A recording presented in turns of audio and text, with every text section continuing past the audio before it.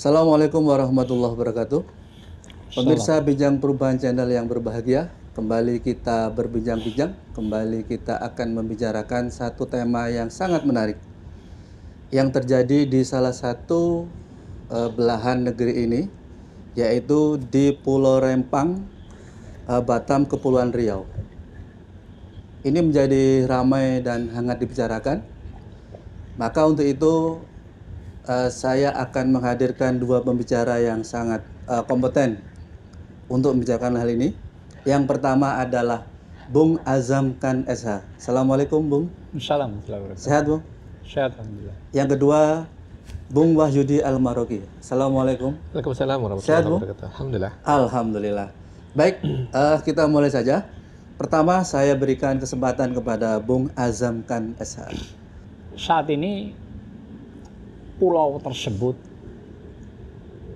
jadi kalau di media itu berkembang bahwa pulau tersebut itu telah terjadi diskriminasi, kriminalisasi, perubahan pemaksaan terhadap hak ulayat rakyat yang ada di situ. Ya. Pulau tersebut diperkirakan hampir 8.000 warga sejak tahun 1834 kurang lebih turun-temurun dari suku Melayu, suku daratan, suku lautan yang tergabung dulu adalah satu wilayah di Riau.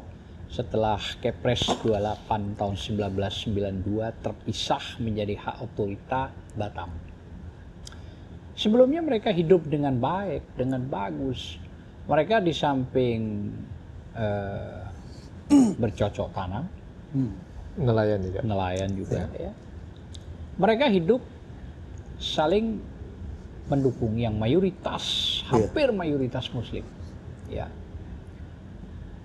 Tahu-tahu dalam waktu yang tidak lama ini berkembang pesat ada dugaan negara memberikan kelonggaran kepada oligarki, ya, yang seluas-luasnya, ya, untuk menguasai dengan jalan bahasa halus, merelokasi. Kan begitu kan kira-kira? Ya. Bahasa relokasi itu kalau dalam proyek itu karena memang ada yang dibenahi. Ini tidak ada yang dibenahi. Ternyata yang direlokasi itu adalah rakyatnya. Mau dikemanakan. Inilah yang artinya para tokoh, para pakar, rakyat yang peduli dalam hal Undang-Undang Dasar Pasal 2 Ayat 1 bahwa disebutkan di situ rakyat ini memiliki kedaulatan sesuai undang-undang. Paling tinggi ya rakyat. Itu Undang-Undang Dasar, tidak ada yang lebih dari Undang-Undang Dasar. Sesuai konstitusi ya Bang? Iya, tentu kalau bicara Undang-Undang Dasar itu sudah konstitusi. Artinya sudah jelas, tak lagi bisa diotak-atik, gitu loh ya. Kecuali Kepres, bahkan undang-undang yang lain bisa, gitu loh ya. Yang menjadi masalah, negara ini berpihak nggak kepada rakyat? Kalau kita bicara pada Undang-Undang Dasar 1945 Pasal 2 Ayat 1 bahwa hak daulat tertinggi adalah rakyat, harusnya negara itu melindungi, memayungi rakyat. Logikanya itu yang dibangun demikian, gitu loh ya.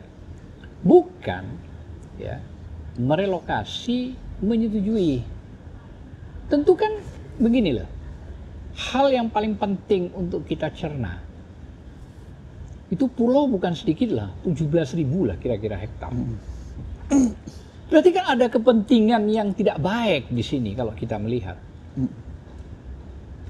Maksud saya, sebelum terjadi dugaan penindasan, dugaan relokasi, dugaan pemaksaan, ya, dugaan memindahkan orang, apakah negara dalam hal ini, maksud saya, sudah mengumumkan melalui banyak media? Tidak ada kan?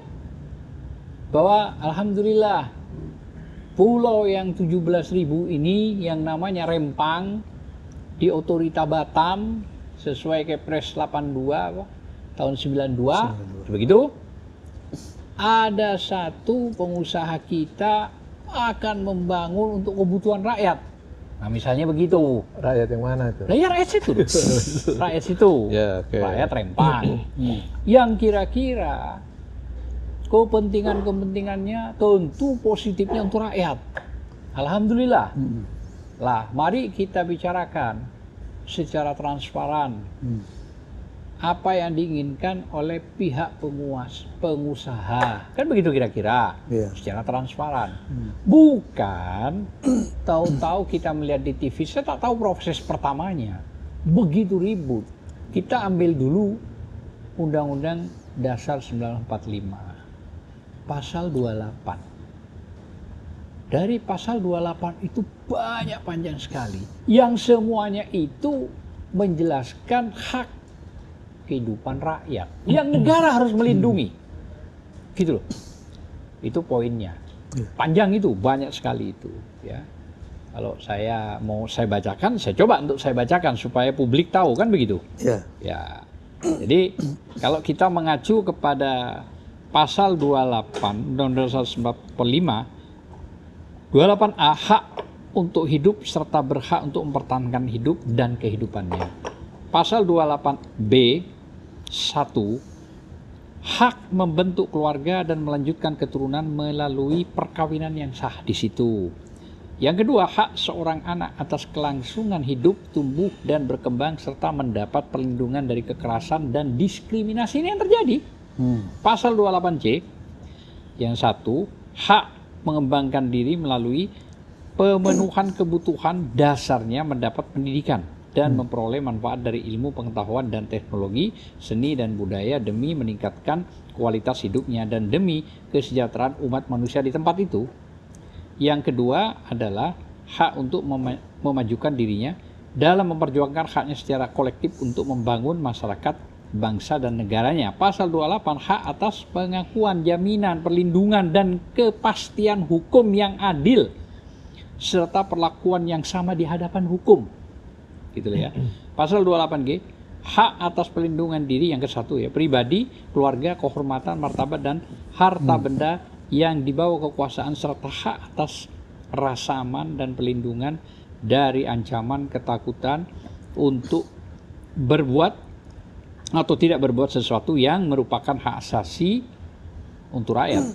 Yang kedua, hak untuk bebas dari penyiksaan atau perlakuan yang merendahkan derajat martabat manusia dan berhak memperoleh suaka politik dari negara lain. Nah, saya kira banyak sekali ini yang tentu hubungannya, maksud saya negara diminta oleh undang-undang yang paling tinggi ini, hei negara, hei pemerintah, ya ini rakyatmu dilindungi, gitu loh. Coba kita mengacu kepada zaman perang Rasulullah yang paling besar saja, Mubadar atau yang lain. Rasulullah selalu meminta 4 sahabat itu harus coba tanyakan kepada mereka dengan sekian syarat. Syarat pertama, jangan membunuh orang yang sudah tua. Jangan membunuh anak-anak, jangan merusak tempat ibadah. Wanita tidak boleh juga. Ya, nah, termasuk itu tadi. Wanita. Termasuk menebang pohon itu tidak boleh. Termasuk di situ. Nah, berarti zaman 1500 tahun yang lalu sudah diterapkan sistem. Kan begitu? Kira-kira. Artinya sistem itulah yang sangat adil kalau Anda mau perang. Begitu. Kalau Anda tidak mau itu jangan perang. Karena Anda merusak. Lah ini tidak. Nah makanya saya kembali setback part kita tadi bicara. Saya bicara harus pemerintah sebelum ini terjadi publikasikan secara luas. Ada gubernur panggil, ada wali kota panggil, bupati panggil, tokoh keinginan ada ini, ada ini, ada itu untuk membangun ini, kepentingannya lari kepada masyarakat. Kalau itu dilakukan, berarti kan audensinya bagus, cerdas, kan begitu, bermartabat dan mulia. Tapi kalau sistemnya tadi, dugaannya itu pemberangusan, ada sebuah premanisme aturan di dalam itu, yang pokoknya, nah ini yang berbahaya maksud saya. Kenapa? Karena ini sudah tidak menjunjung rasa keadilan, tidak memprotection people, rakyat yang ada di situ, dan melawan justru rakyat yang baik dan benar yang sudah di situ. Ada suku Melayu, ada suku Laut, ada suku darat di situ dan sudah bermukim ratusan tahun di situ turun menurun. Sebelum negara ini ada sudah duluan. Sudah 1834. Iya. Kita merdeka kapan? Berarti memang ada.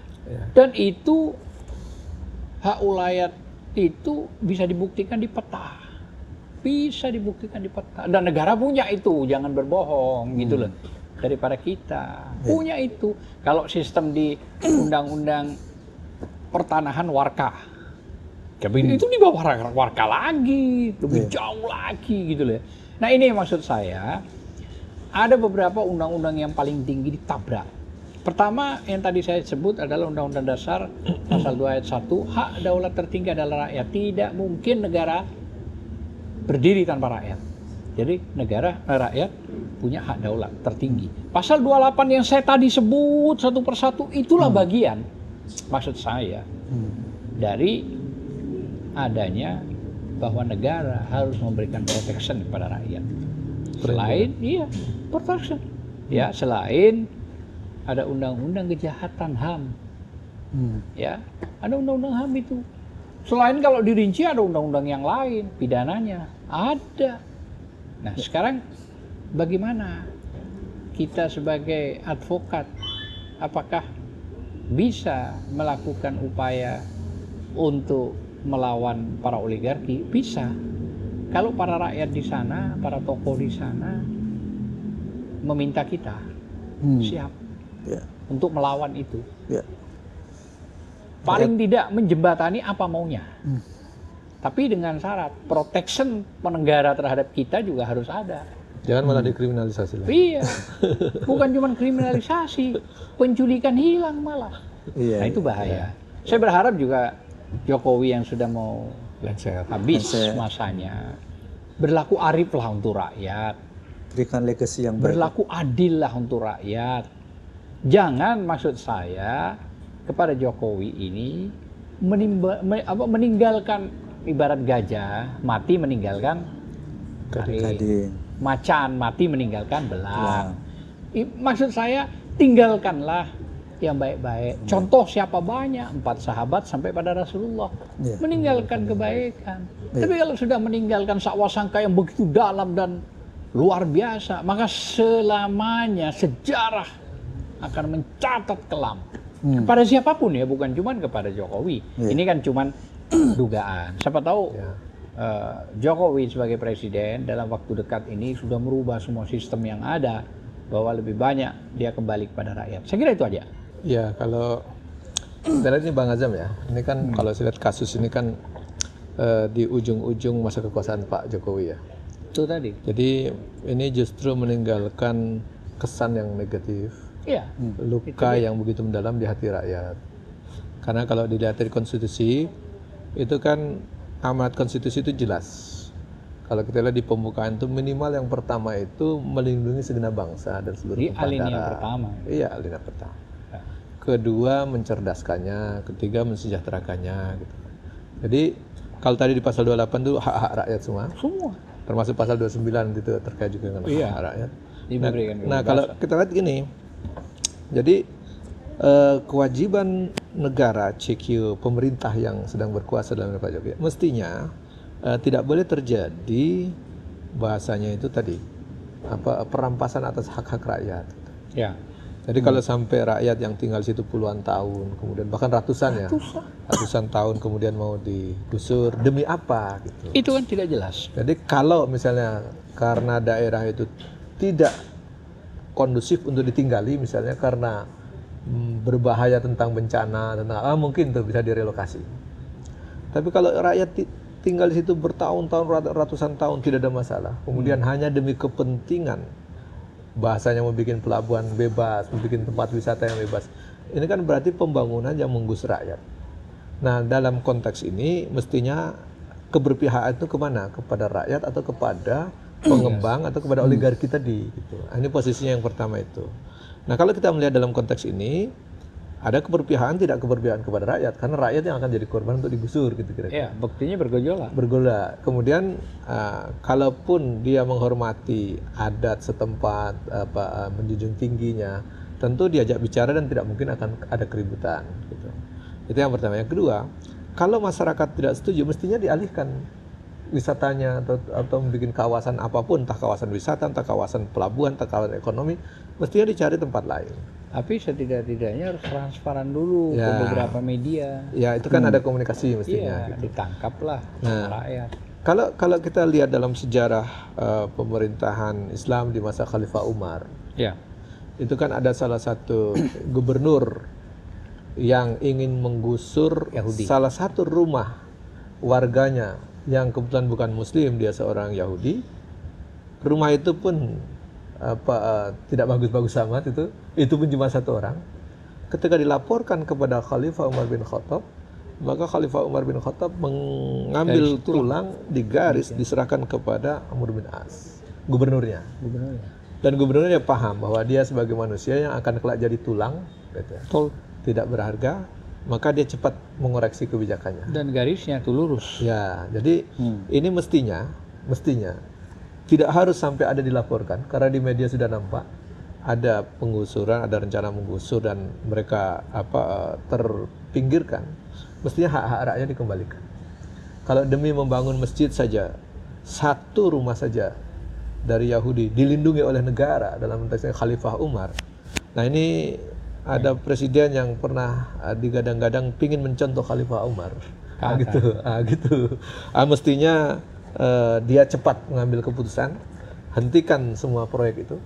Apalagi bukan sekedar bangun masjid ya. Ya, artinya bukan tulang lah gabus misalnya. Gitu. Jadi semua harusnya dihentikan, kembalikan hak-hak rakyat itu. Itu kalau menjadi pemimpin yang dikenang oleh catatan sejarah. Ini Khalifah Umar dikenang oleh catatan sejarah. Oh iya. Ya, kan tadi bilang. Iya, kalau kita bilang bahkan sampai dikeluarkan buku itu ada namanya The Golden Story of Umar. Wah, itu jadi memang catatan emas itu.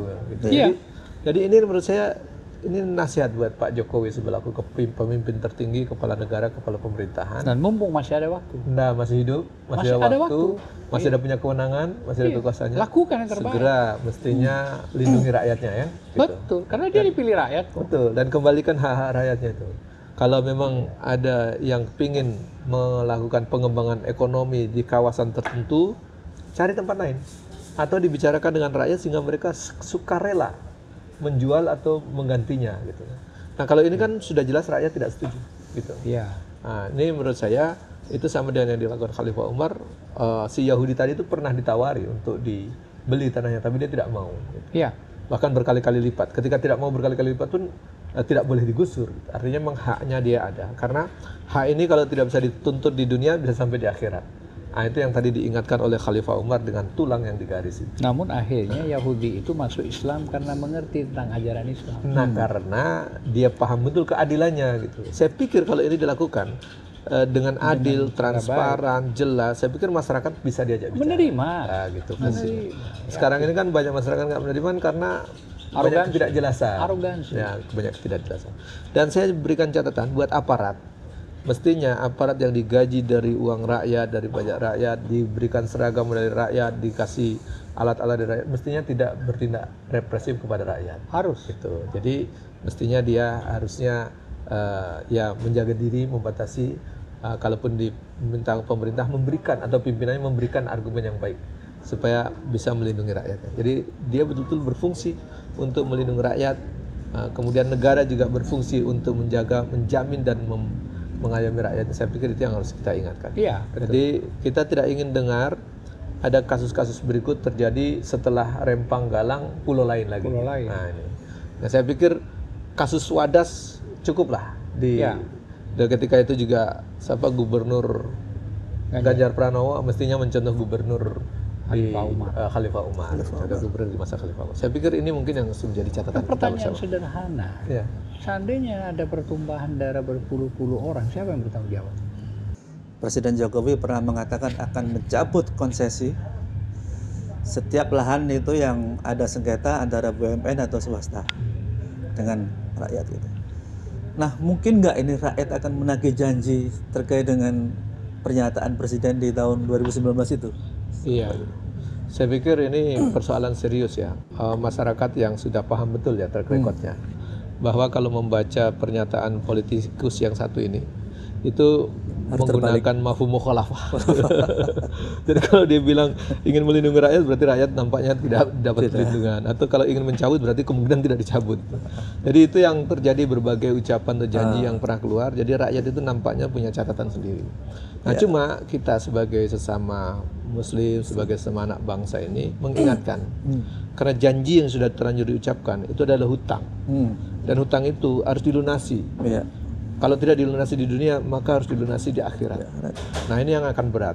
Maka selagi masih ada waktu di dunia, selesaikanlah hutang-hutang itu. Termasuk selesaikanlah janji-janjinya, termasuk tadi ingin mencabut izin-izin itu, cabutlah sekarang supaya rakyat nggak ribut.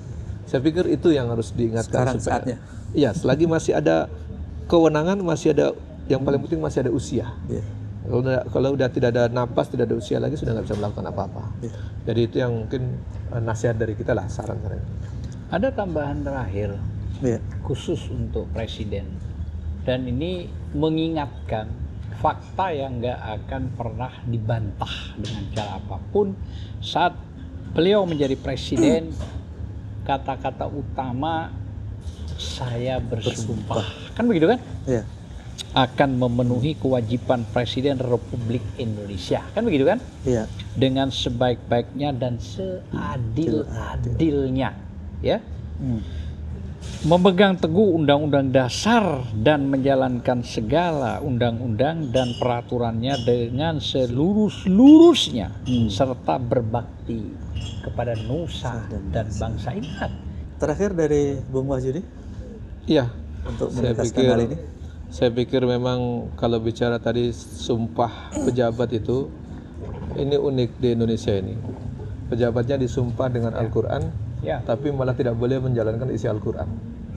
Nah itu persoalannya, karena banyak aturan yang bertentangan dengan Al-Quran. Nah, ini tantangan kita supaya para pejabat yang disumpah dengan Al-Quran itu segera buka Al-Quran, baca isinya, amalkan. Gitu. Jadi saya pikir ini termasuk janji-janji tadi harus segera dipenuhi supaya jangan menjadi beban di dunia ini dan juga beban di akhirat.